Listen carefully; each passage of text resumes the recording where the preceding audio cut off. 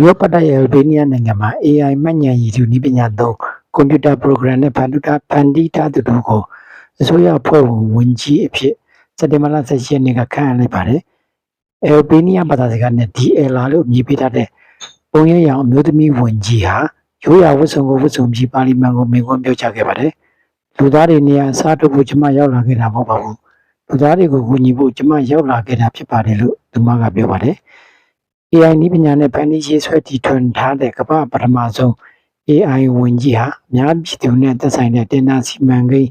ရွေးချယ်ရေးလုပ်ငန်းစဉ်တွေကိုကြီးကြပ်မှဖြစ်ပြီးတရားရာဂိုင်နှုန်းကျင့်ပြတ်မှုကင်းစင်မဲ့ဆုံးဖြတ်ချက်တွေပေးနိုင်မယ်လို့လက်ရှိအယ်ဘေးနီးယားဝန်ကြီးချုပ်အီဒီရာမကပြောပါတယ်။လက်ပြီးလက်ယူမှုထူပြောတဲ့တင်ဒါလိုကိစ္စရပ်မျိုးတွေမှာစက်ရုပ်ကိုဝန်ကြီးနေရာပြလိုက်ခြင်းအပြင်ဘက်လိုက်မှုရှိတတ်တဲ့လူသားတွေရဲ့အားနည်းချက်ပြော့ကွက်တွေကိုလျှော့ချနိုင်ပြီးပွန်လင်းမြင်သာမှုပိုရှိလာစေလိမ့်မယ်လို့သူကပြောပါတယ်။အယ်ဘေးနီးယားနိုင်ငံဟာကမ္ဘာ့ချင်းပြမှုညွှန်းကိန်းမှာနိုင်ငံ180နဲ့အဆင့်80လိုက်နေတယ်လို့သိရပါတယ်။တက်ကန်အုပ်စုတွေကတော့ခုလို AI နည်းပညာကိုဝန်ကြီးခန့်တာဟာဖွဲ့စည်းပုံအခြေခံဥပဒေနဲ့မညီဘူးလို့ဆိုပြီးကန့်ကွက်ခဲ့ကြပါတယ်။ဖွဲ့စည်းပုံရဝန်ကြီးတာဝန်ထမ်းဆောင်ပြီးသူဟာအသက်18နှစ်ပြည့်ပြီးသူဖြစ်ရမယ်ဆိုတဲ့အချက်ပါဝင်နေတာဖြစ်ကြောင်းသိရပါတယ်။ကမ္ဘာတစ်ဝန်းအစိုးရများသုံးပြချက်ချမှတ်ရေးကိစ္စရပ်များမှာ AI နည်းပညာကိုစတင်သုံးစွဲလာနေတာကိုတွေ့ရှိရပါတယ်။စင်ကာပူအစိုးရကမြို့ပြစီမံကိန်းအကောင့်တွေပေါ်ဆောင်ရေး